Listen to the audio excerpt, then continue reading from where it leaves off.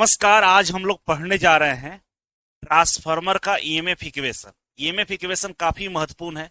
महत्वपूर्ण इसलिए है क्योंकि आप विश्वास नहीं करेंगे, हर एग्जाम में ट्रांसफार्मर के ईएमएफ इक्वेशन से न्यूमेरिकल पूछे जाते हैं, है ना। न्यूमेरिकल सवाल यहां से पूछा जाता है, थ्योरेटिकल भी होता है लेकिन न्यूमेरिकल खासकर पूछने का चांस ज्यादा होता है।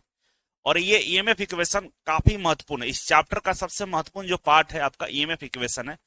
बहुत इजी है, अगर आप इजी वे में समझिएगा तब। बहुत ज्यादा हाइपोथेटिकल होकर सुनिएगा तो नहीं समझ में आएगा, लेकिन आसान भाषा में आपको हम समझाने का प्रयास करेंगे और बिल्कुल समझ में आएगा। हमको लगता है कि जो पहली बार भी पढ़ रहा होगा, डायरेक्ट यहीं से पढ़ रहा होगा, उसको भी समझ में आ जाएगा। ठीक है, तो चलिए हम जैसे जैसे बोलेंगे वैसे समझते चलना है। ठीक है, तो यहाँ पे हमें जो पढ़ने के लिए दिया जा रहा है, कह रहा है कि ट्रांसफार्मर की ईएमएफ इक्वेशन। ठीक है, ईएमएफ इक्वेशन ऑफ ट्रांसफार्मर। ठीक है, कह रहा है कि ट्रांसफार्मर में इलेक्ट्रोमोटिव फोर्स उत्पन्न होता है जब प्राथमिक वाइंडिंग में प्रवर्ती धारा ऐसी प्रवाहित होती है जिससे चुंबकीय फ्लक्स, मैग्नेटिक फ्लक्स उत्पन्न होता है और द्वितीय वाइंडिंग में ईएमएफ इंड्यूस होता है। ये समझ में आया? नहीं समझ में आया तो समझा देता हूं। देखिए, ये हमारा ट्रांसफार्मर होता है, ये ट्रांसफार्मर का हमारा कोर है। ठीक है, यहाँ पे होती है प्राइमरी वाइंडिंग, जैसा कि आप लोगों को मालूम है, और यहाँ पे होता है हमारा सेकेंडरी वाइंडिंग। ठीक है, अब ये इसमें हम तो सप्लाई करते हैं वोल्टेज, इसमें सप्लाई तो करते हैं हम लोग V1। प्राइमरी में क्या होगा? V1। अब वोल्टेज जैसे इसके अंदर में नंबर ऑफ टर्न से घूमते हुए निकलता है बाहर की तरफ, तो एक ईएमएफ इंड्यूस करता है। और ये ईएमएफ ऐसे इस कोर को, ये कोर है ना, ये जो दिख रहा है ये सब कोर है, ये कोर के थ्रू होते हुए यहां तक पहुंचता है। और जैसे यहां तक पहुंचता है तो सेकेंडरी वाइंडिंग में हमारा एक ईएमएफ पैदा होता है जिसको V2 बोलेंगे। और ये अपने आप हुआ है, कोई इसको किया नहीं है, इंड्यूस हुआ है, अपने आप स्वतः इंड्यूस हो गया। किसकी वजह से? प्राइमरी वाइंडिंग के फ्लक्स के वजह से सेकेंडरी वाइंडिंग में एक ईएमएफ पैदा हो गया। वोल्ट ईएमएफ मतलब वोल्टेज पैदा हो गया और स्वतः पैदा होगा, इसलिए इसको बोलते हैं इंड्यूस ईएमएफ बोलते हैं। यही लिखा हुआ है। ठीक है, अब ये कैसे होता है, इसका वैल्यू कितना रहेगा, कैसे कैलकुलेट करेंगे, ये सब करने के लिए इसके पहले तीन बातों को आपको मानना पड़ेगा, है ना। जैसे मान लीजिए होता है ना कि अगर आप साधु बनेंगे तो उसके लिए ये सारी चीजों को मानना पड़ेगा। अगर आप छात्र जीवन में रहेंगे तो आपको इन चीजों का सामना करना पड़ेगा। उसी तरह से ईएमएफ इक्वेशन ट्रांसफार्मर का अगर आप निकालना चाहते हैं तो तीन बातों को आपको मान लेना होगा स्वतः। इसका प्रूफ भी है, लेकिन आईटीआई पे नहीं है, डिप्लोमा बीटेक पे हम लोग इसका प्रूफ देखते हैं, लेकिन आईटीआई पे बस यहीं से शुरू होता है। ठीक है, तो ये तीन बातें क्या है? तो पहला बात ये है कि कोर में जो फ्लक्स होता है वो सनसाइडल होता है। कैसा होता है? सनसाइडल। सनसाइडल का मतलब जो फ्लक्स होगा कुछ इस तरह से जाएगा, यही सनसाइडल होता है। तो कोर का फ्लक्स कैसा होगा? सनसाइडल होगा। और जो फ्लक्स का वैल्यू होगा five max sine omega T होगा। फाइव क्या होगा? जो फ्लक्स पैदा होगा वो होगा हमारा flux 5 max into sine omega T. यही है ना लिखा हुआ? यही लिखा हुआ है, ये रहेगा। तो जहां जहां फाई आएगा वहां पे हम ये वाले फॉर्मूला को लिख देंगे। ठीक है, पहला तो ये हो गया। दूसरा कह रहा है कि फ्लक्स में कोई रिसाव नहीं होगा भाई। जो हमारा कोर में फ्लक्स पैदा होगा यहाँ पे, ये ऐसे ट्रेवल करेगा तो कोई रिसाव नहीं होगा। ओरिजिनल में रिसाव होता है, लेकिन कह रहा है कि आपको मानना पड़ेगा कि रिसाव नहीं होने वाला है। ठीक है, दूसरा कह रहा है कि वाइंडिंग का प्रतिरोध नगण्य होता है। कह रहा है कि वाइंडिंग का प्रतिरोध क्या होता है? नगण्य होता है, जीरो होता है, कोई प्रतिरोध नहीं होता, रेजिस्टेंस कुछ भी नहीं होता है। लेकिन वास्तव में क्या होता है कि जो भी तार है, तार को लपेटते हैं तो प्रतिरोध होता है कि नहीं होता है? बिल्कुल होता है, सारे तारों में प्रतिरोध होता है। लेकिन बोल रहा है कि यहाँ पे प्रतिरोध आपका नहीं है। ठीक है, यहां तक समझ में आ गया? तो चलिए नेक्स्ट पेज पे आते हैं। अब नेक्स्ट पेज पे हमारा समीकरण आपके सामने आ गया है। अब यहां पे दे रखा है कि प्राथमिक और द्वितीयक वाइंडिंग में प्रेरित EMF, induce EMF in primary और सेकेंडरी वाइंडिंग। ठीक है, तो सबसे पहले हम लोग प्राइमरी को देखेंगे। तो प्राइमरी में जो होगा वही सेकेंडरी में लागू होगा, है ना। वहां भी ईएमएफ पैदा हो रहा है, तो प्राइमरी वाला ईएमएफ क्या था उसको हम देखते हैं। कह रहा है कि प्राथमिक वाइंडिंग में प्रेरित EMF, induce EMF in primary winding. ठीक है, अब यहां पे एक बात और समझिए, सिंबल की हम बात करते हैं। ईएमएफ को हम लोग इस तरह से भी लिखते हैं, ईएमएफ को हम लोग इस तरह से भी लिखते हैं, और ईएमएफ को हम लोग इस तरह से भी लिखते हैं, और ईएमएफ को हम लोग इस तरह से भी लिखते हैं। इतने तरीके से ईएमएफ लिखा जाता है। तो कहीं भी इस तरह से लिखा होगा तो ईएमएफ ही मानना होगा। डिपेंड करता है कौन सा सिंबल यूज करता है। तो फिलहाल के लिए हम ये वाला सिंबल E1 करके चल रहे हैं। 1 क्यों लगा हुआ है? प्राइमरी है इसीलिए 1 लगा हुआ है। E1 equal to minus N1 d phi upon d t. ये फॉर्मूला आपको स्वतः याद रखना होगा, क्योंकि ये फॉर्मूला इंड्यूस ईएमएफ का है जो हम मैग्नेटिज्म में पढ़े हैं और सिंगल फेज थ्योरी में भी हम लोग पढ़े हैं। तो मैग्नेटिज्म में हम लोग पढ़े थे कि जो इंड्यूस ईएमएफ होता है वो होता है N1 d phi upon d t. ये जो माइनस का साइन लगा हुआ है ये दिशा के लिए, डायरेक्शन के लिए लगा हुआ है, ठीक है।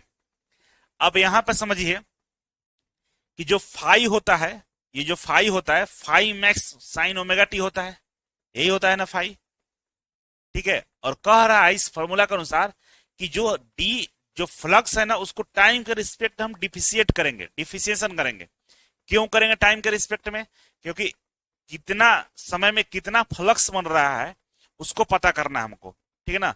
क्योंकि हमेशा फ्लक्स एक जैसा नहीं बनेगा, कम ज्यादा बनेगा, तो उसको हम टाइम के रिस्पेक्ट में तोड़ देते हैं तो समझ में आ जाएगा हमें।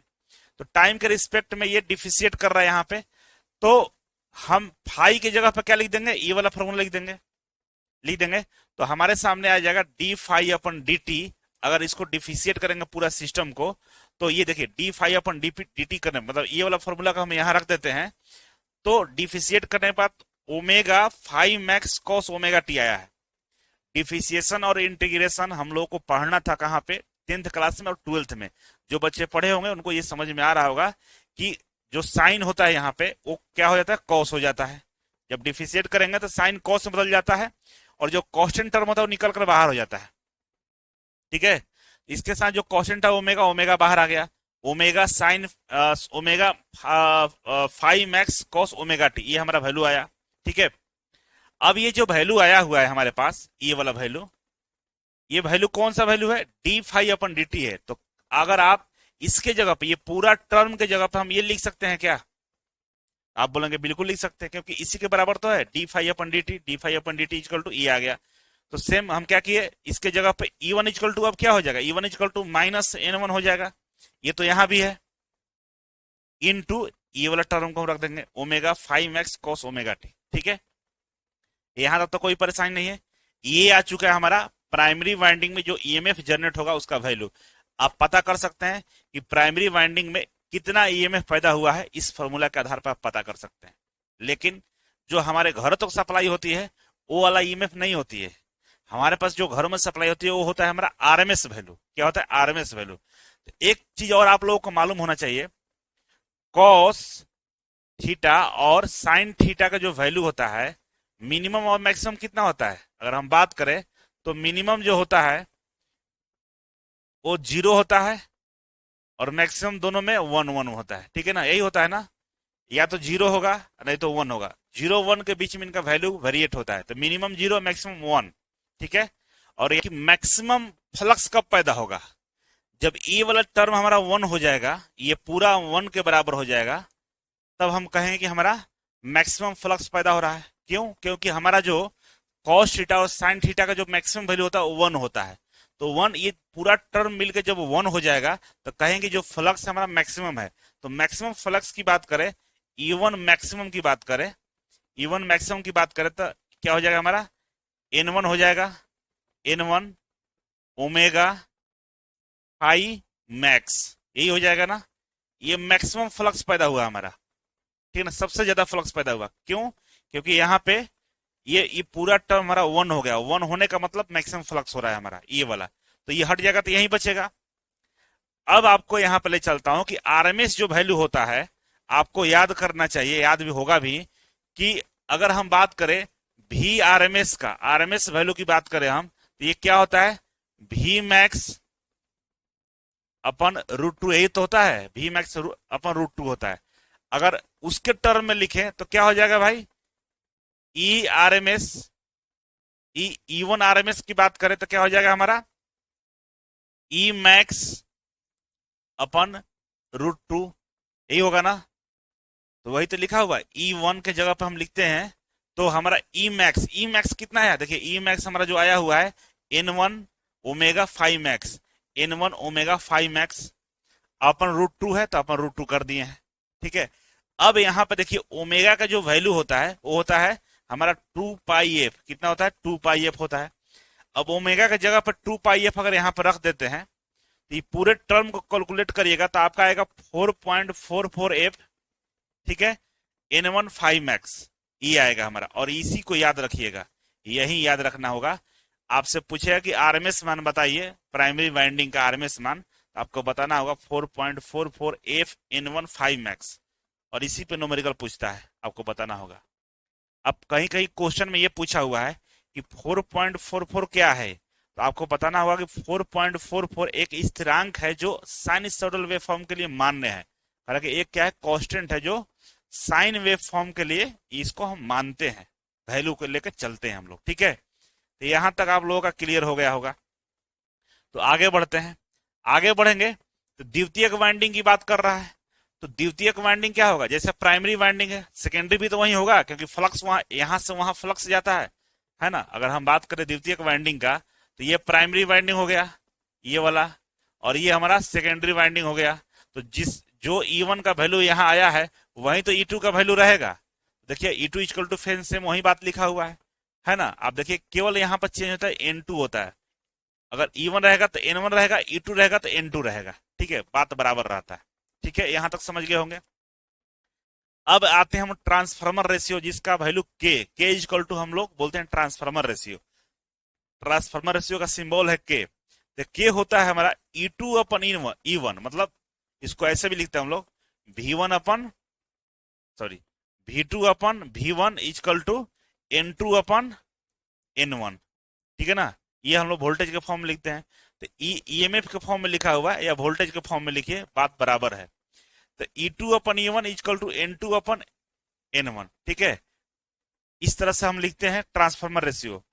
अब इसमें बात यह है कि अगर के जो है ना, जो ट्रांसफार्मर रेशियो के है, ये जो के है, के का वैल्यू एक से ज्यादा रहेगा, एक से ज्यादा रहेगा, तो हम बोलेंगे स्टेप अप ट्रांसफार्मर होगा हमारा। कौन सा ट्रांसफार्मर होगा, स्टेप अप होगा।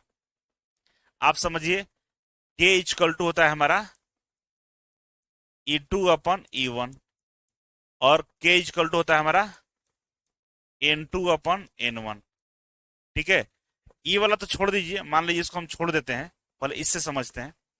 आप बताइए, आप बताइए नंबर ऑफ टर्न N2 में ये 1 का कब आएगा, इसका वैल्यू 1 कब होगा, जब N2 का वैल्यू ज्यादा रहेगा और N1 का वैल्यू कम रहेगा। N2 का वैल्यू कब ज्यादा रखते हैं, द्वितीय वाइंडिंग का वैल्यू कब ज्यादा रखेंगे हम लोग, जब हमको वोल्टेज ज्यादा चाहिए होता है, तो N2 का हम लोग नंबर ऑफ टर्न बढ़ा देते हैं। तो यहाँ पे N2 का वैल्यू हम ज्यादा रखेंगे, मान लीजिए 10 है, और नीचे हमारा N1 का वैल्यू कम रखना पड़ेगा, 9 रख लीजिए, 9.5 रख लीजिए, है ना, या 5 रख लीजिए, जो भी रखिएगा। 10 से अगर कम रखिएगा तो ग्रेटर देन 1 वैल्यू आएगा। क्या आएगा, ग्रेटर देन 1 वैल्यू आएगा। जब ग्रेटर देन 1 वैल्यू आएगा तो हम कहेंगे ट्रांसफर हमारा क्या है, स्टेप अप है। क्यों स्टेप है, क्योंकि N2 का वैल्यू ज्यादा हो रहा है। अब N2 का वैल्यू ज्यादा होगा तो यहाँ पर जो ईएमएफ बनेगा E2, ये भी ज्यादा होगा हमारा। ईएमएफ हमारा यहाँ ज्यादा होगा और E1 ईएमएफ हमारा कम होगा, फिर भी हमारा वैल्यू कितना रहा है, एक से ज्यादा हो गया हमारा। कितना हो गया, एक से ज्यादा हो गया। तो के का वैल्यू अगर एक से ज्यादा है तो स्टेप अप ट्रांसफार्मर होगा, क्योंकि बात यही है कि N2 हमारा E2 ज्यादा रहेगा। सही है।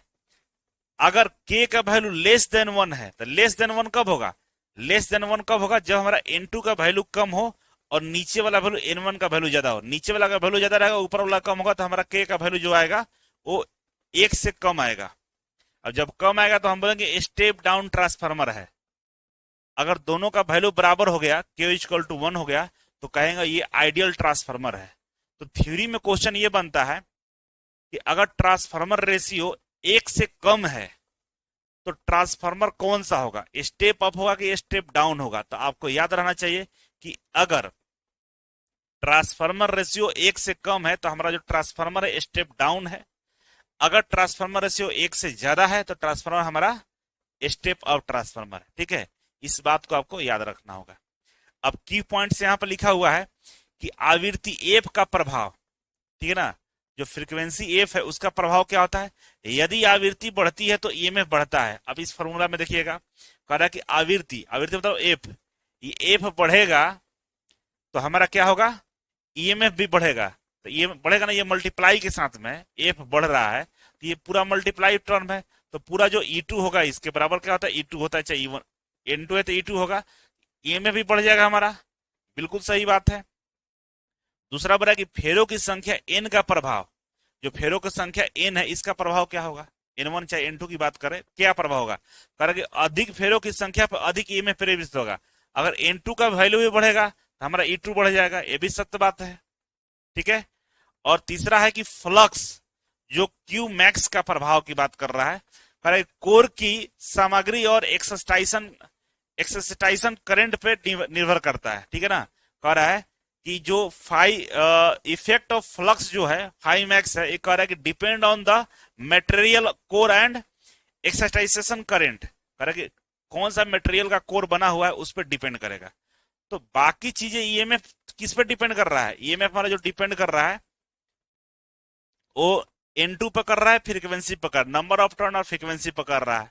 इसके अलावा फ्लक्स किस पर डिपेंड कर रहा है, तो मटेरियल पर डिपेंड कर रहा है, और जो हमारा एक्साइटेशन जो करंट है उस पर डिपेंड कर रहा है। ठीक है, तो ये भी समझ गए होंगे आप लोग। तो चलिए आगे बढ़ते हैं। हम आगे बढ़ेंगे तो अधिकतम फ्लक्स की बात कर रहा है कि फ्लक्स सबसे ज्यादा कब होगा, अधिकतम फ्लक्स कब होगा। तो भाई अधिकतम फ्लक्स कब होगा, उसके लिए हमारा जो D phi upon d T का मैक्सिमम वैल्यू की हम बात करें तो मैक्सिमम वैल्यू हम पहले निकाले थे, जब हमारा कॉस ओमेगा टी है, जो हमारा कॉस ओमेगा टी है, अगर ये 1 के बराबर हो जाए तो हमारा मैक्सिमम फ्लक्स हो जाता है। तो D phi upon d T जो आया था यहाँ पे क्या था, D phi upon d T की हम बात करें, D phi upon d T का वैल्यू था हमारा कितना, ओमेगा हाई मैक्स और यहाँ पे कॉस ओमेगा टी। ठीक है ना, ये था हमारा। लेकिन कह रहा है कि मैक्सिमम फ्लक्स कब होगा, ये मैक्सिमम करेंगे हम, ये मैक्सिमम फ्लक्स निकालेंगे, ये वाला वैल्यू को हमको 1 करना होगा, ये 1 होगा तो मैक्सिमम हो जाएगा। मतलब ये हुआ कि ओमेगा फाई मैक्स हमारा ही मैक्सिमम वैल्यू है। अगर ओमेगा को हम लिखते हैं, ओमेगा इक्वल टू हमारा होता है 2 पाई एफ, होता है ना जी। तो ओमेगा का जगह पर 2 पाई एफ लिख देंगे तो बचेगा हमारा फाई मैक्स। ये वाला वैल्यू को हम लोग बोलते हैं कि हमारा मैक्सिमम अधिकतम फ्लक्स पैदा हो रहा है। ठीक है, क्या हो रहा है, अधिकतम फ्लक्स हमारा पैदा हो रहा है। यहां तक समझ गए होंगे, तो आगे बढ़ते हैं। अब देखो कह रहा है कि औसत फ्लक्स परिवर्तन दर, average rate of change of flux, average rate of change of flux. तो कह रहा है कि एक पूरे चक्र में 0 से π/2 फ्लक्स जो होता है फाइव मैक्स से -5 मैक्स तक जाता है। क्या है हमारा औसत फ्लक्स में परिवर्तन दर। ठीक है, average rate of change of flux के बारे में हम समझेंगे। ठीक है, इसको समझने के लिए आपको साइन वेव जो होता है ना, साइन कर्व, उसमें मैक्सिमम और मिनिमम पे चीजों को समझना होगा। तो आइए समझते हैं कि साइन कर्व में मैक्सिमम और मिनिमम का जो ग्राफ है वो कैसे प्लॉट करते हैं हम लोग। ठीक है, तो इस तरह से हमारा साइन वेव होता है, ये सबको मालूम है, होता है ना साइन वेव इस तरह से। अब यहाँ पे 0 डिग्री होता है, ठीक ना, स्टार्टिंग यहीं से होता है। मैक्सिमम फ्लक्स कब होगा, देखिए इस 0 को ऊपर पॉजिटिव होता है और 0 के नीचे निगेटिव होता है ना। तो मैक्सिमम पॉजिटिव कब होता है, जब यहाँ पे होता है, जब फ्लक्स हमारा यहाँ पे होता है, ये जगह होता है हमारा π/2। यहाँ पे जो फ्लक्स होगा हमारा 5 मैक्स आता है, कितना आता है, 5 मैक्स आता है। ये वाला पॉइंट हमारा 180 डिग्री हो जाता है, कितना होता है, 180 डिग्री हो जाता है। ठीक है, और 180 डिग्री के बाद यहाँ पे आता है, ये वाला जो पॉइंट है ये आता है 270 डिग्री आता है ये वाला पॉइंट। ठीक है, और 270 पे हमारा जो फ्लक्स आता है फाई मिनिमम होता है, कितना होता है, फाई मिनिमम, निगेटिव होता है। ठीक है ना, क्योंकि ये निगेटिव वाला रीजन है और ये पॉजिटिव वाला रीजन है। ये जो फ्लक्स होगा ये पॉजिटिव होगा, ये निगेटिव होगा हमारा। ठीक है, और इस वाले पॉइंट पे हमारा निगेटिव होता है। समझ में आ रहा है आपको। अब यहां तक समझ गए होंगे तो आपको ये बात पता चल गया होगा कि एक पूरे चक्र में 0 से π/2 में फ्लक्स, 0 से π/2 क्यों बोल रहा है, देखिए यहां से यहां तक की बात कर रहा है। यहाँ पे जो फ्लक्स होता है हमारा 5 मैक्स होता है, और यहाँ के बाद हमारा क्या होता है, -5 मैक्स तक जाता है ना। ये वाला रीजन 0 से π/2 है, और ये भी यहाँ से यहाँ काउंट करिएगा तो ये भी कितना है, ये भी तो 180 का स्लॉट है, ये भी 180 है, ये भी 180 है। ठीक है, तो इस वाला 180 में हमारा 5 मैक्स बना प्लस वाला में, और ये वाला माइनस वाला बनता है। ठीक है, अब कह रहा है ये तो हमारा बता दिया मिनिमम और मैक्सिमम कहाँ हो रहा है। एक बात और गौर करिए कि अगर हम फ्लक्स में परिवर्तन निकालें कि हमारा डेल्टा फाई कितना हुआ है, चेंज कितना हुआ है, अगर हम चेंज निकालते हैं अब टोटल चेंज जो निकालेंगे हम लोग डेल्टा फाई, तो डेल्टा फाई मतलब चेंज इन फ्लक्स, फ्लक्स में परिवर्तन निकालेंगे। तो फ्लक्स में परिवर्तन कैसे निकलता है? मैक्सिमम में से मैक्सिमम मैक्सिमम में से मिनिमम घटा देंगे, तो वही तो चेंज इन फ्लक्स होगा। मैक्सिमम में से मिनिमम घटा देंगे, तो मैक्सिमम कितना है हमारा? प्लस फाइव मैक्स है। इसके जगह पर क्या लिख देंगे हम लोग? Plus five max. ये मैक्सिमम फ्लक्स हो गया। मिनिमम कितना होगा? घटा देंगे, तो मिनिमम होगा माइनस फाइव मिनिमम। ठीक है, यही होगा। माइनस और माइनस का हो जाएगा प्लस हो जाएगा, तो दोनों को ऐड करिएगा तो कितना हो जाएगा? Two five, two five max हो जाएगा। ठीक है ना, टू फाइव मैक्स हो जाएगा। अब मैक्सिमम क्यों लिखे हैं भाई? इसलिए लिखे हैं कि देखिए ये मिनिमम तो हो रहा है, लेकिन ये मिनिमम में मैक्सिमम फ्लक्स है। मिनिमम का ये मैक्सिमम फ्लक्स है। ये मिनिमम क्या है हमारा? ये फ्लक्स है हमारा, निगेटिव है। लेकिन कौन वाला है निगेटिव? मैक्सिमम वाला निगेटिव है। कौन वाला निगेटिव है? मैक्सिमम वाला निगेटिव है। तो इस मिनिमम के जगह पर भी हम यहाँ पे मैक्सिमम लिख सकते हैं। ठीक है, तो दोनों मिल के हमारा टू फाइव मैक्स हो जाएगा। टू फाइव मैक्स हो जाएगा। ठीक है, तो कह सकते हैं कि जो डेल्टा आया हमारा, डेल्टा फाइव जो आया है हमारा, वो आया है हमारा टू फाइव मैक्स। ठीक है, यहां तक समझ में आ गया होगा। तो आगे बढ़ते हैं। अगर हम टाइम के रिस्पेक्ट में चेक कर लें एवरेज फ्लक्स कि टाइम के रिस्पेक्ट में कितना फ्लक्स बन रहा है ना, पर सेकंड कितना फ्लक्स बन रहा है, वो होता है डेल्टा फाइव अपन डेल्टा टी। फ्लक्स में जो परिवर्तन का दर है, दर मतलब टाइम, टाइम के रिस्पेक्ट में क्या है, तो एवरेज फ्लक्स, एवरेज फ्लक्स हमारा टाइम के रिस्पेक्ट में क्या इसका परिवर्तन दर और रेट ऑफ चेंज कितना होगा, उसके लिए हम क्या करेंगे? उसके लिए होता है हमारा पास फॉर्मूला है डी फाइव, ये sorry delta five. Delta five कितना आया हमारा? तो डेल्टा फाइव आप देखिए यहाँ पे आया है आपका टू फाइव मैक्स, यही आया है ना। तो इस वाला जगह पे डेल्टा फाइव की जगह पे हम ये लिख सकते हैं क्या? ये वाला सीधे उठा के लिख दिए हैं टू फाइव मैक्स। ठीक है, और नीचे डेल्टा टी है, तो डेल्टा टी की जगह पर क्या लिखेंगे, ये समझने वाला विषय है। डेल्टा टी की जगह पर वन बाई टू एफ लिखा हुआ है। आइए इसको समझते हैं कि डेल्टा टी की जगह पर हम ये वाला वैल्यू कैसे लिखते हैं। आप समझिए जरा। डेल्टा टी होता है जो टाइम इंटरवल होता है, टाइम में जो चेंज होता है ना, वो होता है टी बाई टू। क्या होता है? T by two. पहले हम समझ चुके हैं। टी बाई टू को वन बाई टू एफ लिख सकते हैं। ठीक है, तो डेल्टा टी की जगह पे, डेल्टा टी की जगह पे यहाँ पे हम इस तरह से लिख सकते हैं। डेल्टा टी की जगह पे वन बाई कितना लिखा हुआ है? T by two. T by two लिख सकते हैं ना, टी बाई टू लिख सकते हैं यहाँ पे। इसके जगह पे ये लिख सकते हैं, और इसके जगह पे हम ये लिख सकते हैं। टी बाई टू की जगह पे वन बाई टू एफ लिख सकते हैं। कोई समस्या वाला विषय नहीं है। ठीक है, क्यों? क्योंकि जो टाइम होता है ना, टाइम जो होता है हमारा t equal to one by f होता है। क्या होता है? One by f. ठीक है, तो अगर टी की जगह पे वन बाई एफ यहाँ रखेंगे तो ये पलट के वन बाई टू एफ हो जाएगा।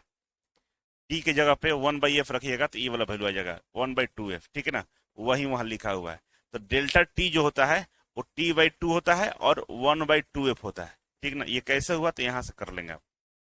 यहाँ तक समझ गए? तो इसीलिए डेल्टा टी की जगह पे हम वन बाई टू एफ लिखे फ्रीक्वेंसी के फॉर्म में।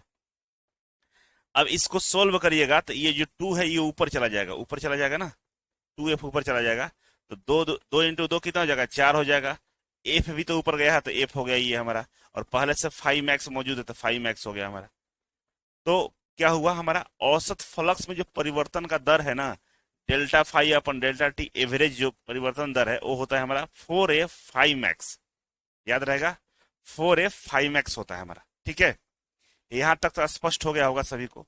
अब थोड़ा सा हम आगे बढ़ते हैं। अब आगे बढ़ते हैं तो एक टर्म और आता है हमारा प्रति फेरा औसत ईएमएफ। प्रति फेरा औसत ईएमएफ। ठीक है ना, तो प्रति फेरा औसत ईएमएफ निकालना है। तो हमारा औसत ईएमएफ है कितना? हमारा जो औसत ईएमएफ है डेल्टा फाइव अपन डेल्टा टी, यही ना है हमारा औसत ईएमएफ। ठीक है, तो औसत ईएमएफ हमारा आया है कितना?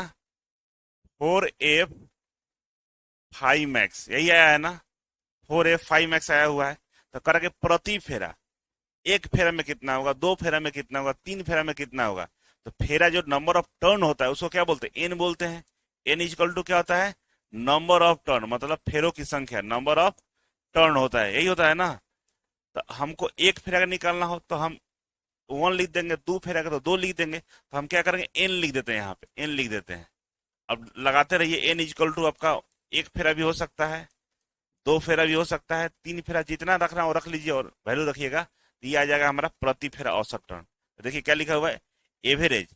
एवरेज जो हमारा परिवर्तन, फ्लक्स में परिवर्तन का दर होता है, जो प्रति फेरा निकालना हो, तो एन इंटू डेल्टा फाई अपन डेल्टा टी। अब डेल्टा फाई अपन डेल्टा टी को क्या बोलते हैं, यही तो बोलते हैं 4f फाइव मैक्स जो अभी आया हुआ है, और एन से मल्टीप्लाई कर दिए तो प्रति फेरा निकल गया हमारा। ठीक है, तो ये वाला फॉर्मूला आपको समझ में आ गया होगा, कैसे यहाँ से हम लोग निकालते हैं। ठीक है, तो चलिए हम लोग आगे बढ़ते हैं। आगे बढ़ेंगे तो आता है हमारा फॉर्म फैक्टर। क्या आता है भाई, फॉर्म फैक्टर है, फॉर्म फैक्टर ऑफ ट्रांसफार्मर। तो फॉर्म फैक्टर क्या होता है, आरएमएस वैल्यू अपन औसत वैल्यू होता है। क्या होता है, आरएमएस वैल्यू अपन औसत वैल्यू होता है। फॉर्म फैक्टर को आरएमएस वैल्यू और औसत वैल्यू के अनुपात के रूप में हम लोग क्या करते हैं, परिभाषित करते हैं। ठीक है, तो ये तो अनुपात है, आरएमएस वैल्यू अपन औसत वैल्यू। अब इसको आप लोगों को मालूम है, इंग्लिश में V R M S upon V average लिखा हुआ है। और वी आर एम एस क्या होता है, अभी आपको बताया था कि वी मैक्स अपन √2 होता है, सबको मालूम है।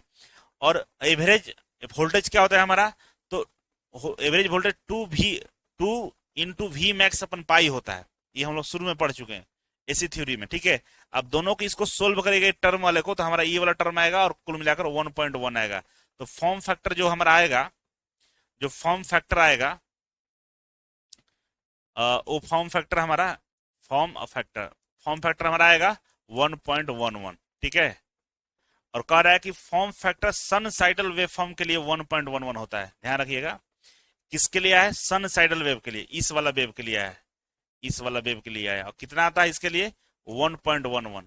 तो पूछेगा कि फॉर्म फैक्टर का मान बताइए, तो आपको बताना होगा 1.11 होता है। ठीक है, और मान लीजिए कि फॉर्म फैक्टर दिया हुआ है आपका, वी आर एम एस दिया हुआ, बोल दिया कि एवरेज वोल्टेज बताइए, एवरेज ईएमएफ बताइए, तो निकाल लीजिएगा ना यहाँ से, इसको इधर करके इसको इधर कर लेंगे। मान लीजिए ये दोनों दिया हुआ है और फॉर्म फैक्टर पूछेगा, तो दोनों को भाग कर लेंगे। मान लीजिए ये दिया है, ये दिया है, तो वी आर एम एस निकल जाएगा, इसको उधर करके गुना कर लेंगे। तो इस तरह से सवाल पूछे गए हैं, आपको हम करवाने वाले हैं। ठीक है, तो चलो यहाँ तक भी समझ में आ गया, तो आगे बढ़ते हैं। अब आता है हमारा ट्रांसफार्मर में प्रतिरोध का परावर्तन। ट्रांसफार्मर में प्रतिरोध का परावर्तन क्या होता है। ठीक है, तो समझिए यहाँ पे ट्रांसफार्मर में जब प्राइमरी या सेकेंडरी साइड के प्रतिरोध को दूसरे साइड के संदर्भ में देखा जाता है, तो इसे प्रतिरोध का परावर्तन, रिफ्लेक्शन ऑफ रेजिस्टेंस कहते हैं। क्या कह रहा है कि रिफ्लेक्शन ऑफ रेजिस्टेंस किसको कहते हैं, कि ट्रांसफार्मर में जब प्राइमरी या सेकेंडरी साइड के प्रतिरोध को एक दूसरे के साइड के संदर्भ में देखा जाता है, उसको हम बोलते हैं रिफ्लेक्शन ऑफ रेजिस्टेंस। ठीक है, यह अवधारणा ट्रांसफार्मर के समतुल्य परितत इक्विवेलेंट सर्किट के सरल बनाने में मदद करता है। कह रहा है कि अगर हम ट्रांसफार्मर का जो सर्किट डायग्राम है उसको इक्विवेलेंट बनाएंगे, सारे सर्किट को हटाकर एक सर्किट लगाना हो, उस समय ये हमारे लिए काफी महत्वपूर्ण भूमिका अदा करता है। ठीक है, अब बोल रहा है कि मूल सिद्धांत, कार्डिनियल प्रिंसिपल। ठीक है ना, कार्डिनियल प्रिंसिपल क्या है भाई, कह रहा है कि ट्रांसफार्मर में प्रतिरोध का परिवर्तन टर्न अनुपात पर निर्भर करता है। जो ट्रांसफार्मर का परिवर्तन है, रिफ्लेक्शन है, उसको बोल रहा है कि ये डिपेंड करता है हमारा टर्न रेशियो पे। टर्न रेशियो क्या होता है, ए इक्वल टू प्राइमरी साइड का वाइंडिंग और एन सेकेंडरी साइड का वाइंडिंग, यही होता है ना। इसके अलावा कि प्रतिरोध को एक वाइंडिंग से दूसरे वाइंडिंग में परिवर्तित करते समय टर्न अनुपात के वर्ग का उपयोग किया जाता है। कह रहा है कि प्रतिरोध को एक वाइंडिंग से दूसरे वाइंडिंग में रिफ्लेक्शन करते समय टर्न जो होता है उसका अनुपात के वर्ग का उपयोग किया जाता है। ठीक है, अब ये क्या है इसको हम आगे समझते हैं। ठीक है, ये जो लिखा है इसी की कहानी हम आगे बताते हैं आपको। अब यहाँ पर समझिए, वही समझ में आ जाएगा आपको।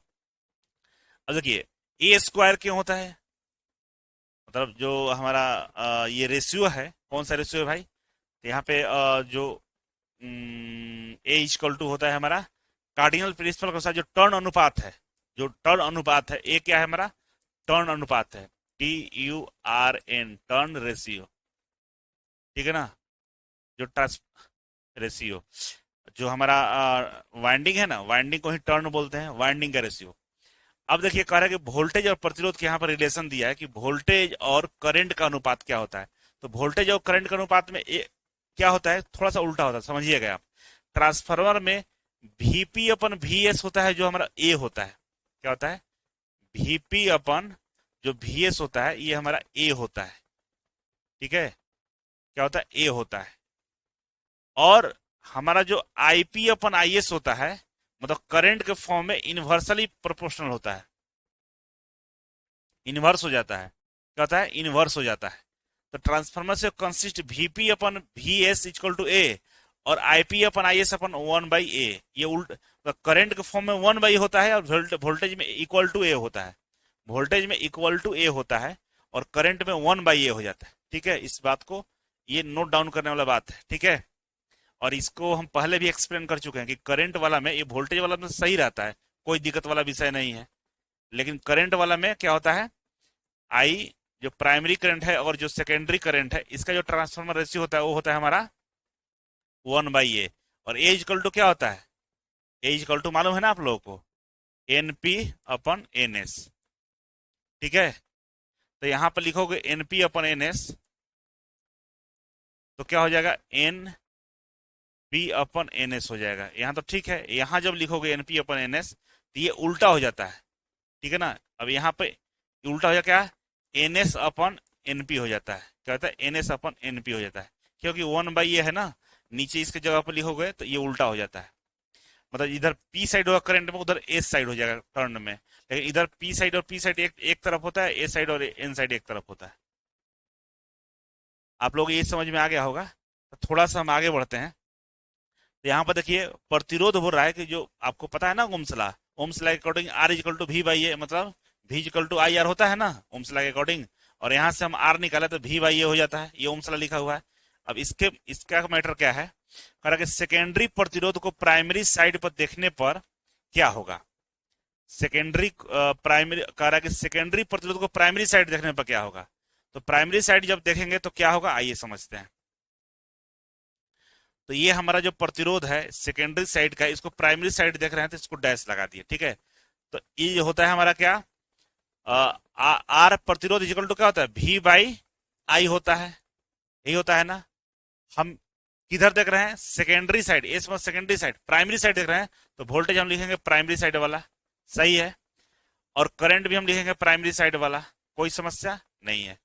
अब हमको बताइए जरा, वीपी के जगह पे, वीपी के जगह पे हम क्या हम लिख सकते हैं क्या इसको, यहाँ इस वाले टर्म को देखिएगा, यहाँ लिख रहे हैं। ठीक है, VP upon V S equal to A है।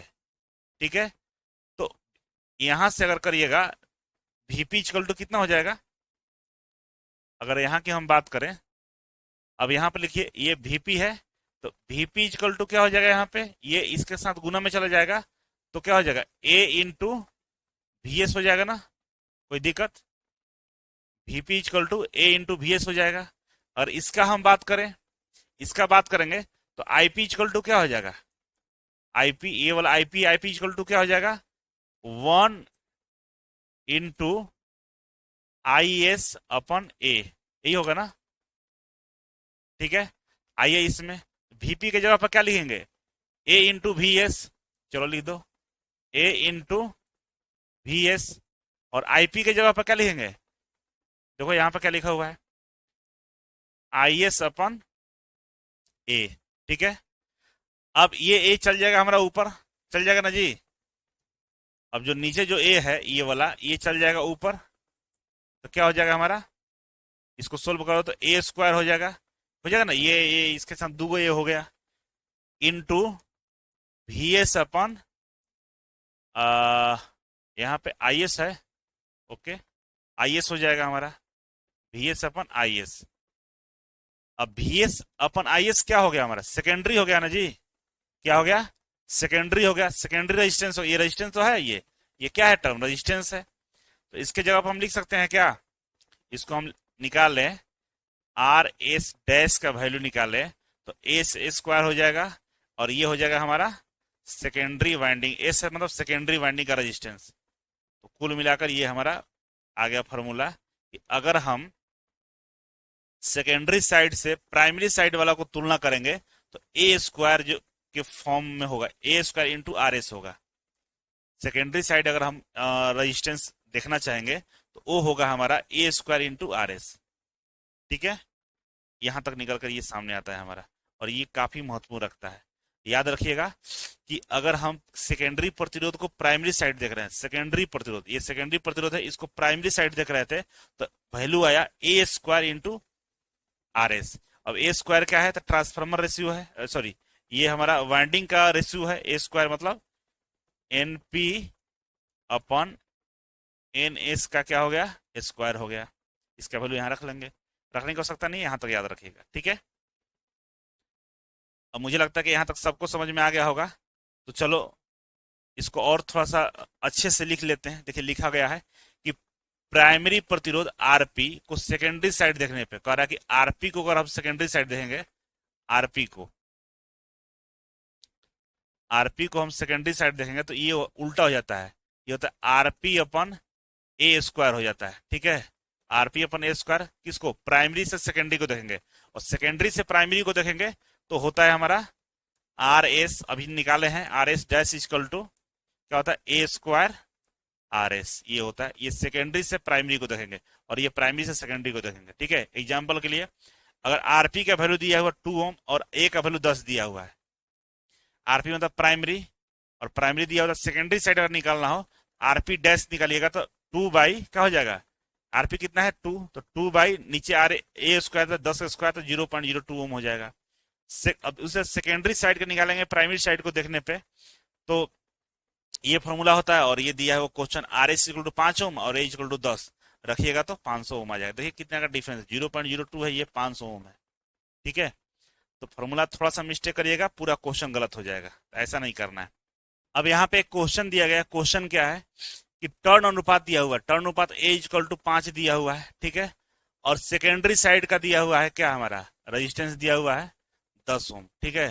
तो कह रहा है कि सेकेंडरी साइड से, कह रहा है कि तो प्राइमरी साइड से देखने पर इसका प्रतिरोध क्या होगा, तो सेकेंडरी साइड से प्राइमरी साइड देखिएगा तो प्रतिरोध क्या होगा, तो आर एस दिया होता है, आर एस डैश निकालते हैं हम यहाँ पे, तो क्या होता है ए स्क्वायर इंटू आर एस होता है। ए स्क्वायर कितना हुआ, तो 5 का स्क्वायर हो गया हमारा, और आर एस कितना हुआ 10 हो गया, तो 50 25 इंटू 10 कितना हो जाएगा 250 क्या हो जाएगा ओम हो जाएगा हमारा आंसर, ठीक है। कोई समस्या वाला विषय नहीं है, सीधा सीधा फॉर्मूला पुटिंग करके निकाल लेना, निकल जाएगा ना, देखो निकल गया है।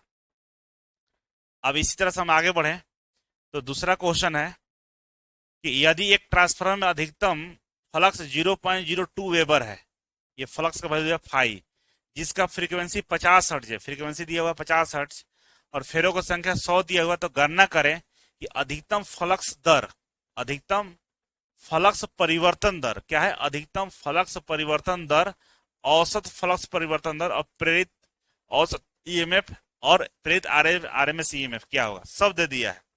अब यहाँ पे देखिए क्या क्या दिया है, तो जो टोटल फ्लक्स ये फाइव इक्वल टू 0.02 वेबर दिया हुआ है, फ्रीक्वेंसी 50 हर्ट्ज दिया हुआ है, ठीक है। और एन दिया फेरों की संख्या कितना है 100 है, इसमें सब दिया हुआ है।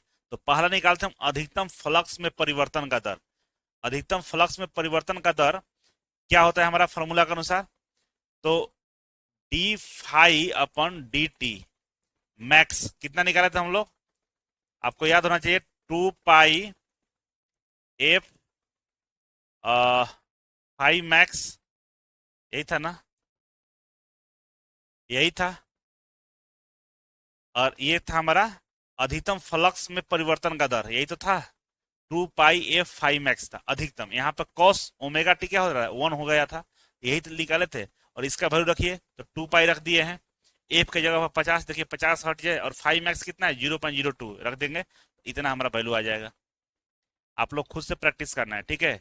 अब बोला कि औसत फ्लक्स का परिवर्तन दर, औसत फ्लक्स का परिवर्तन दर कितना होगा, एवरेज पूछ रहा है। तो एवरेज में क्या था हमारा, एवरेज एवरेज फ्लक्स का परिवर्तन दर निकाले थे ना हम लोग, क्या था 4 एफ आपका फाई मैक्स, यही था ना, यही तो फॉर्मूला था। देखिए 4 लिखा हुआ है, फ्रीक्वेंसी लिखा हुआ और मैक्सिमम फ्लक्स का वैल्यू लिखा हुआ है, रखिएगा आंसर आ जाएगा। केवल फॉर्मूला पुटिंग है और यही याद नहीं होगा तो हालत खराब हो जाएगी।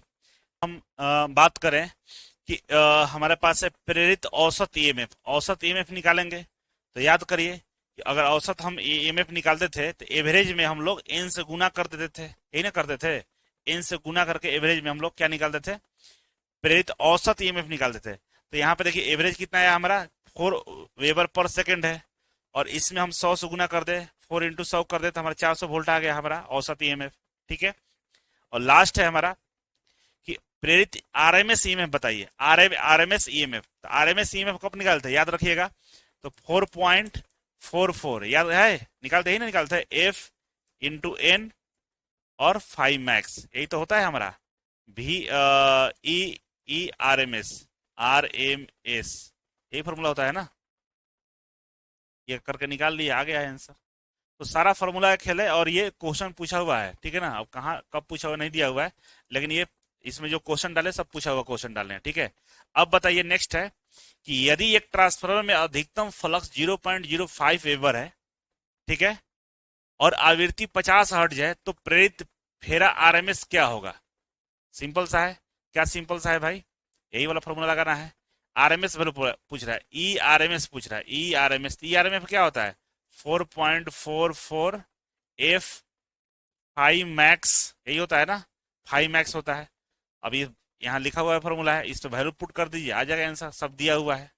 ठीक है, चलो ये भी हो गया।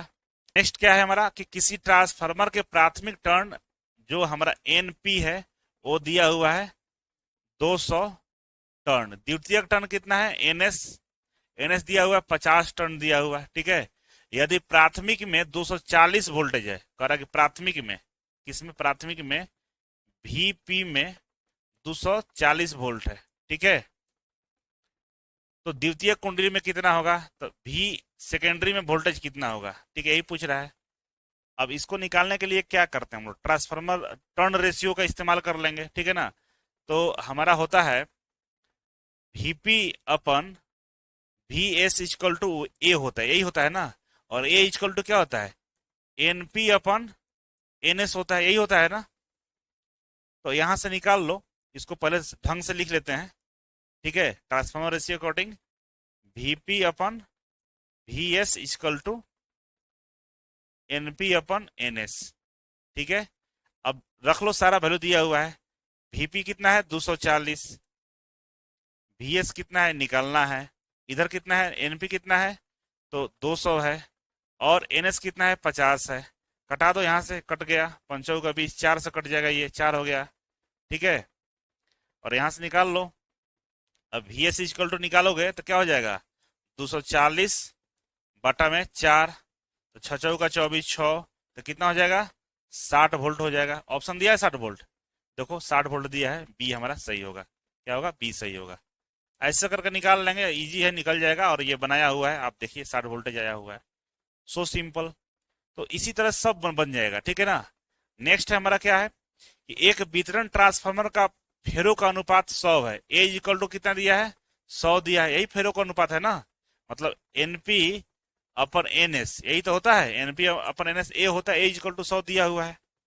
यदि प्राथमिक धारा कह रहा है कि आई ए जो है हमारा, जो आईपी है वो हमारा 100 एम्पियर है, तो द्वितीयक बताइए आई एस बताइए। तो हम लोग क्या पढ़े हैं कि IP upon I S equal to होता है 1/a, यही होता है ना। तो यहाँ पे रख दो वैल्यू, आईपी कितना वैल्यू है दिया हुआ 100 एम्पियर दिया हुआ है, बाटा में आई एस हो गया यहाँ पे, और इक्वल टू इधर कितना 1/a का वैल्यू 100 दिया हुआ है, तीसरा तिरछी गुना कर दो, तो आई एस इक्वल टू कितना हो जाएगा 100 × 100 में एक 2 को जीरो, ये 2 को जीरो और एम्पियर। ठीक है, देखो तो इधर दिया हुआ है इतने एम्पियर, बिल्कुल देखो सी नंबर हमारा दिया हुआ है, सही हो जाएगा। तो ये सब क्वेश्चन पूछे जा रहा है ना, इजी है और पूछा जाता है। देखिए आ गया है आंसर हमारा। अब अगला क्वेश्चन है, समझिए, कह रहा है कि एक ट्रांसफार्मर का जो माध्यमिक द्वितीयक शिखर मान है 0.1 है, इंग्लिश में समझ लीजिए कि a sinusoidal flux with peak value दिया हुआ है 5 मैक्स दिया हुआ है हमारा कितना 0.1 वेबर दिया हुआ है। ठीक है ना, और बोल रहा है कि जो link with secondary transformer the number of turn is secondary 10, number of turn secondary का दिया हुआ है कितना 10, और कह रहा है कि जो इसका फ्रीक्वेंसी है वो 50 हर्ट्ज है, फ्रीक्वेंसी कितना है 50 हर्ट्ज है, और कह रहा है कि calculate the RMS value, RMS value निकाल रहा है E2 का आरएमएस वैल्यू, आरएमएस वैल्यू पूछ रहा है। अब याद करिए आप लोग कि जो हम मैक्सिमम जो ईएमएफ था हमारा ई टू का मैक्सिमम हम निकालते थे कैसे, वो था हमारा एन। अब एन टू की बात कर रहे थे, एन टू लिख देंगे एन टू, और ओमेगा था हमारा यहाँ पे, और फाइव मैक्स था हमारा, यही था ना। और कॉस वाला तो वन हो गया था। और इसके जगह पर ओमेगा के जगह पर हम लोग क्या लिखे थे, ओमेगा के जगह पर हम लोग लिखे थे 2 पाई एफ, यही लिखे थे ना ओमेगा की जगह पे।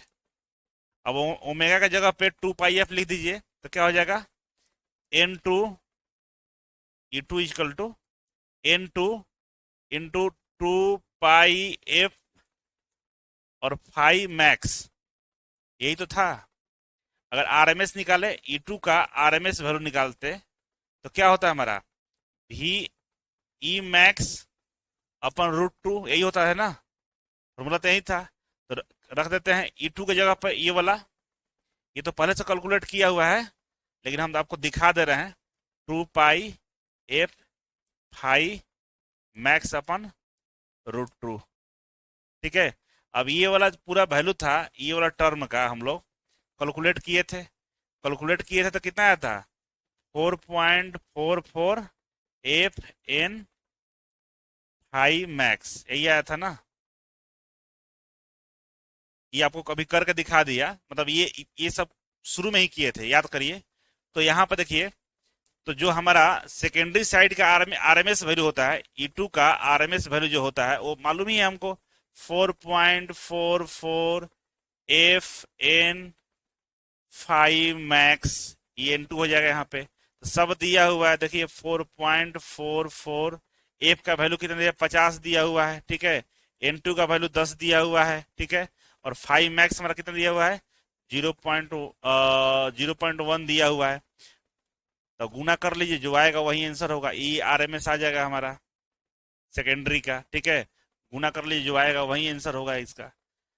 तो ये सब मतलब सेम फार्मूला पर पूछा हुआ, ठीक है ना, यही वाला फार्मूला हम पहले से याद करके रखे हुए हैं, हो गया काम हमारा।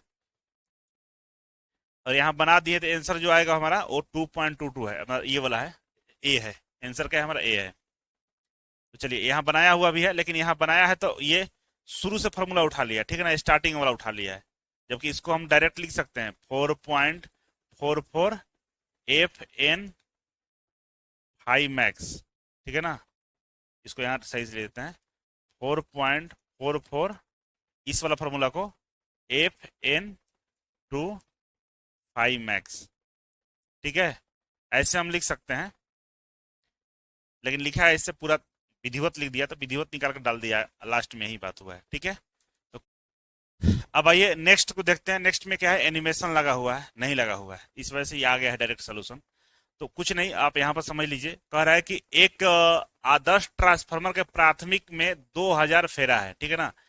2000 पे प्राथमिक में कितना है, 2000 फेरा है, और द्वितीयक में कितना है, 200 फेरा दिया हुआ है। तो कह रहा है कि प्राथमिक पथ पर परिचालन का वोल्टेज 100 वोल्ट है, मतलब वीपी दिया है 100 वोल्ट, और एक 5 ओम का प्रतिरोध को द्वितीयक के साथ जोड़ा गया है। कह रहा है कि एक प्रतिरोध है जिसका वैल्यू कितना है, 5 ओम है, द्वितीयक के साथ जोड़ा गया है। तो द्वितीयक के धारा का परिकलन कीजिए, धारा द्वितीयक का धारा बताइए। तो द्वितीयक का धारा बताना कोई मुश्किल काम नहीं है। यहाँ से क्या कर लेंगे हम लोग, एक तो पहले हम लोग क्या करेंगे, ट्रांसफार्मर रेशियो यहाँ से हमको निकल जाएगा, ठीक है। तो निकालो ट्रांसफार्मर रेशियो। तो ट्रांसफार्मर रेशियो अगर आप निकालते हो यहाँ से,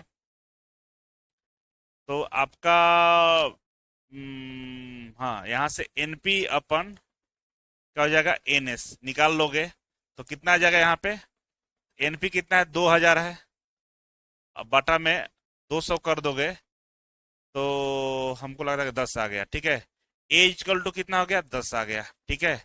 अब ये 10 आ गया, लेकिन अब हम निकालते हैं, वीपी दिया हुआ है, वीपी दिया हुआ है हमारा 100 वोल्ट, ठीक है। और वीएस नहीं दिया हुआ, तो वीएस निकाल लेंगे। आप कैसे निकलेगा, तो VP upon VS equal to A होता है। तो वीपी कितना दिया हुआ है, और यहां से वीएस निकालिएगा तो क्या हो जाएगा हमारा, वीपी अपन ए हो जाएगा। तो वीपी कितना है हमारा, 100 है, 100 वोल्ट है, और नीचे ए कितना है हमारा, 10 आया हुआ है। तो कटा दीजिएगा तो कितना हो जाएगा, 10 दहिया 100 10, 10 वोल्ट हो गया। मतलब वीएस जो आया हमारा कितना आया, 10 वोल्ट आ गया। कितना आ गया, 10 वोल्ट। अब हमको निकालना क्या है, सेकेंडरी का करंट निकालना है। ठीक है, सेकेंडरी का करंट निकालना है, तो निकालो सेकेंडरी का करंट। आई एस निकालोगे सेकेंडरी का करंट, तो होगा हमारा वी एस अपन आर, दिया हुआ है ना, द्वितीयक का जो प्रतिरोध दिया हुआ है। ओम्स लॉ ही नहीं बोलता है, ओम्स लॉ क्या बोलता है, V equal to I R, यही तो बोलता है। और I equal to V by R. तो वी कौन लेंगे हम, एस वाला सेकेंडरी का वोल्टेज लेंगे, आर कौन लेंगे, सेकेंडरी का प्रतिरोध रखेंगे। तो यहां से रख के निकाल लो। तो वी कितना दिया हुआ है, 100 है ना, भी सॉरी हमारा जो 10 है, 10। ये वी एस कितना आया हुआ है, 10 आया हुआ है। वी एस ये 10 वोल्ट है। 10 बटा आर कितना दिया हुआ है, 5 दिया हुआ है। तो कटा दो तो कितना हो जाएगा, 5 दूनी 10। मतलब आई एस जो आएगा हमारा 2 एम्पियर आएगा। कितना आएगा, 2 एम्पियर आएगा। तो इजीली हम बना दिए हैं, ट्रांसफार्मर रेशियो निकाल कर हम तुरंत बना दिए हैं। विधिवत बनाया हुआ है, आपको नोट्स में मिला हुआ है, आप अपने अकॉर्डिंग बना लीजिएगा, प्रैक्टिस कर लीजिएगा तो ज़्यादा बेटर रहेगा। ठीक है, चलो ये भी हो गया, आगे बढ़ते हैं। तो नेक्स्ट है हमारा कि ये भी इजी दे दिया है, क्या दिया कि करा कि 1000 प्राथमिक वर्तन वाली परिणामित को प्रदाय 250 वोल्ट एसी से जोड़ा गया है। एक द्वितीयक वोल्टेज 400 वोल्ट के लिए द्वितीयक परिवर्तन कितना होगा। इंग्लिश में देखो, एक transformer having 1000 primary turns in connected. अब यहां पर लिखते जाओ, एनपी जो दिया हुआ है कितना, 1000 टर्न, और कनेक्टेड टू 250 वोल्ट, मतलब VS दिया हुआ है कितना, 250 वोल्ट।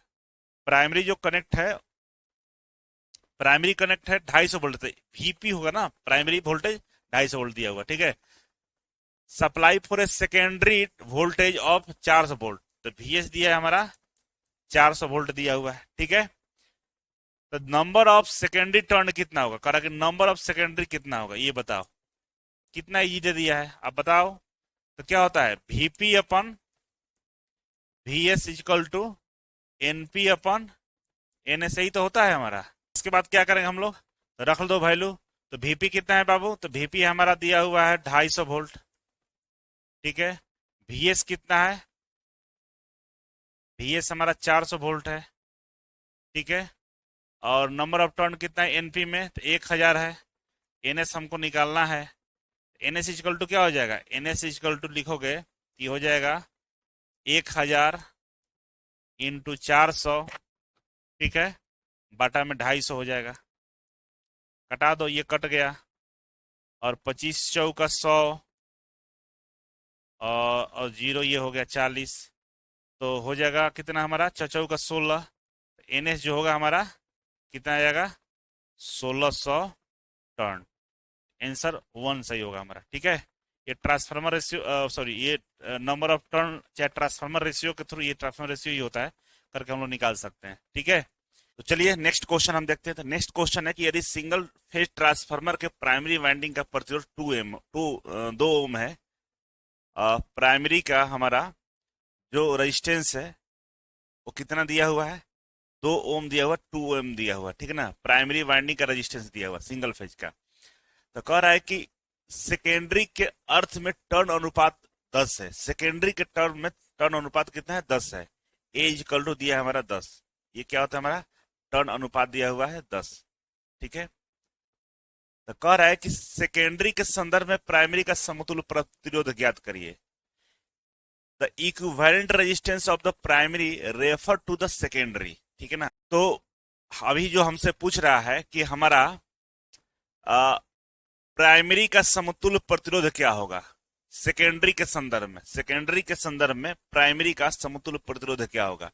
तो प्राइमरी का जो समतुल्य प्रतिरोध होगा सेकेंडरी के संदर्भ में, वो होगा R P dash equal to 1/a² RP। ये वाला फॉर्मूला हम लगा देंगे। तो लगाइए ये वाला फॉर्मूला, तो क्या हो जाएगा, 1/a के स्क्वायर हो जाएगा। ठीक है ना, 1/a कितना है, 10 है, 10 के स्क्वायर हो गया, इंटू RP कितना दिया हुआ है, प्राइमरी का रेजिस्टेंस 2 ओम दिया हुआ है, तो 2 लिख दिया यहाँ पे। तो इसको कैलकुलेट करिएगा तो ये हो जाएगा हमारा 0.01 इंटू 2, यही होगा। ठीक है, और इसको डिटेल कैलकुलेशन के बाद हमारा आंसर जो आएगा ये क्या है, रेजिस्टेंस आ जाएगा इतना ओम। ठीक है, तो सेकेंडरी का जो रेजिस्टेंस होगा हमारा प्राइमरी के संदर्भ में, वो होगा हमारा आप प्राइमरी का जो समतुल्य प्रतिरोध होगा सेकेंडरी के संदर्भ में, वो होगा हमारा 0.02। ठीक है ना, ये वाला आ जाएगा आंसर। तो इस तरह से आप लोगों को बनाना होगा कि सेकेंडरी के संदर्भ में प्राइमरी का समतुल्य प्रतिरोध ये हो गया। वहीं हम निकालते ये वाला, तो ये हम निकालेंगे कब, जब हमारा पूछेगा क्वेश्चन में कि प्राइमरी के संदर्भ में सेकेंडरी का समतुल्य प्रतिरोध क्या होगा, तो हम ये वाला फॉर्मूला लगाएंगे। तो इस तरह से आपको इसको क्या करना है, बनाना होगा। बहुत इजी है, बस ध्यान ये रखना होगा ये दोनों को कब किस में अप्लाई करना है। अगर पूछ दिया कि सेकेंडरी के संदर्भ में प्राइमरी का समतुल्य प्रतिरोध, सेकेंडरी के संदर्भ में प्राइमरी का और प्राइमरी के संदर्भ में सेकेंडरी का समतुल्य प्रतिरोध, तो ये दोनों शब्दों को ध्यान में रख के आपको फॉर्मूला का इस्तेमाल करना होगा। ठीक है, अभी हम इसका इस्तेमाल किए हैं। ठीक है, नेक्स्ट है कि 10 किलोवाट एम्पियर 1100 वोल्ट अपन 400 वोल्ट एकल फेज परिणामित मतलब ट्रांसफार्मर में द्वितीय कुंडली में 100 फेरे हैं, तो प्राथमिक कुंडली में फेरों की संख्या ज्ञात करिए। यह भी एकदम इजी है, मतलब कुछ नहीं करना है। देखिए, ये ट्रांसफार्मर रेशियो होता है, मालूम है सबको। ठीक है, और वहां दिया हुआ है रेशियो, दिया हुआ है ना। तो पूछ रहा है कि प्राथमिक में N1 निकालिए, ये निकालना है आपको N1। N1 इक्वल टू क्या हो जाएगा, N2 इंटू V1 अपन V2, और ये सारा चीज दिया हुआ है। कैसे दिया है सारा चीज, तो 100 दिया हुआ, N2 का वैल्यू 100 दिया हुआ है, और वहां देखो 1100 अपन 400 दिया हुआ है, 1100 अपन 400 रेशियो दिया हुआ, निकाल लो N1, 275 हो जाएगा। कोई दिक्कत, कोई दिक्कत नहीं है। ठीक है, अब नेक्स्ट क्वेश्चन है हमारे साथ कि सेम यहाँ भी रेशियो दिया हुआ है 250 अपन 3000 वोल्ट। ठीक है ना, 250 अपन 3000 वोल्ट, 50 हर्ट्ज दिया हुआ है हमारा फ्रीक्वेंसी। कोर में अधिकतम फ्लक्स का घनत्व हाई मैक्स दिया हुआ इतना। यदि प्रति मोड़ ईएमएफ 8 वोल्ट है तो द्वितीयक मोड़ निर्धारित करें। क्या हो रहा है कि प्रति मोड़, प्रति टर्न जो हमारा ईएमएफ है, देखिए लिखा हुआ इंग्लिश में, इफ द ईएमएफ पर टर्न इज 8 वोल्ट, एक टर्न पे ईएमएफ 8 वोल्ट है, तो determine secondary turn, secondary turn determine करिए। ठीक है, तो देखिए इसको बनाने का सबसे आसान तरीका, आप देखिए ऊपर जो होता है प्राथमिक वोल्टेज V1 होता है 250, नीचे कितना है 3000, तो V2 3000 हो गया। प्रति मोड़ एक बार मोड़ते हैं तो हमारा जो ईएमएफ पैदा होता है 8 वोल्ट पैदा होता है। ठीक है, तो द्वितीयक में बताना है कि N2 आपका कितना होगा। ठीक है, अब बताइए हमको कि सेकेंडरी का नंबर ऑफ टर्न पूछ रहा है, तो सेकेंडरी में वोल्टेज कितना है, 3000 वोल्ट है ना। सेकेंडरी में कितना वोल्ट है, 3000 वोल्ट है। सेकेंडरी में जो वोल्टेज है V2 कितना है, 3000 है। N2 पूछ रहा है और कह रहा है कि एक टर्न में, एक अगर टर्न लिया है तो हमारा 8 वोल्ट हो रहा है, तो कितना टर्न लेगा कि 3000 वोल्ट हो जाएगा। एक टर्न में 8 वोल्ट हो रहा है, तो 3000 वोल्टेज के लिए N2 में कितना टर्न लिया होगा, कितना टर्न हम तार को घुमाए होंगे। तो क्या करेंगे, भाग कर देंगे 8 से, कटा देंगे। तो 8 से भाग करके कटाएंगे, कटा देंगे तो कितना जाएगा 375। आंसर क्या होगा हमारा 375। ये कटेगा तो कितना जाएगा 375। ठीक है ना, N2 इक्वल टू 375, और 375 टर्न है, तो 375 टर्न में कितना वोल्टेज पैदा होगा। एक टर्न में हमारा 8 वोल्ट हो रहा है, 375 में हमारा 3000 वोल्टेज पैदा हो जाएगा। तो इसमें कुछ था ही नहीं, मतलब ऐसे ही पूछ दिया है, मजाक कर दिया है आप लोगों से। क्या मजाक किया है, कह रहा है कि हमारा 3000 V2 में 3000 वोल्टेज दे रहे हैं। ठीक है, 3000 वोल्ट है।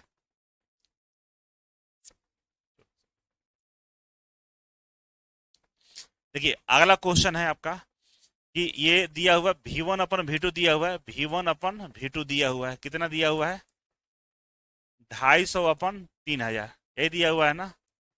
और फ्रीक्वेंसी दिया हुआ है हमारा 50 हर्ट्ज दिया हुआ है, और 5 फ्लक्स दिया हुआ है, मैक्सिमम फ्लक्स दिया हुआ है हमारा 1.2 वेबर पर मीटर स्क्वायर। ठीक है, प्रति मोड़, प्रति मोड़ कह रहा है कि जो ईएमएफ है वो हमारा 8 वोल्ट है एक टर्न पे। मोड़ मतलब एक टर्न, तार एक बार घूमा तो 8 है। तो कह रहा है कि N2 का वैल्यू बताइए, N2 का वैल्यू कितना होगा। ठीक है, अब आप बताइए कि जो V2 है 3000 वोल्ट दिया हुआ, V2 कितना है हमारा, यहाँ है ना V2 कितना है 3000 है, 3000 वोल्ट है। अब बताइए कि 3000 वोल्ट के लिए हम तार को कितना बार घुमाएंगे। एक बार घुमाने पे एक बार घुमाने पे 8 वोल्ट मिल रहा है, एक बार से तार को घुमा रहे हैं उसमें से 8 वोल्ट आ रहा है, तो कितना बार घुमा दे तो हमारा 3000 वोल्ट आ जाएगा। तो क्या करेंगे 8 से भाग कर देंगे, कटेगा तो 375 आ जाएगा। तो नंबर ऑफ टर्न जो होगा, ये N2 का वैल्यू N इक्वल टू कितना आ गया हमारा, 375, 375 टर्न रहेगा। अब ऐसे भी पूछ सकता है कि 375 टर्न है और एक टर्न में 8 वोल्ट पैदा हो रहा है, तो V2 कितना होगा, तो 375 इंटू 8 करेंगे तो 3000 हो जाएगा हमारा। उसी तरह से अगर हमको निकालना हो किसके लिए, N1 के लिए, तो N1 निकालिए। N1 में नंबर ऑफ टर्न N1 में कितना होगा, तो क्या कर देंगे हम लोग, 250/8 कर लेंगे, कटा देंगे तो नंबर ऑफ टर्न पता चल जाएगा हमको। और यहाँ बना कर भी दिखा दिया गया है कैसे बनता है, आप इसको चेक कर लीजिएगा, ठीक है।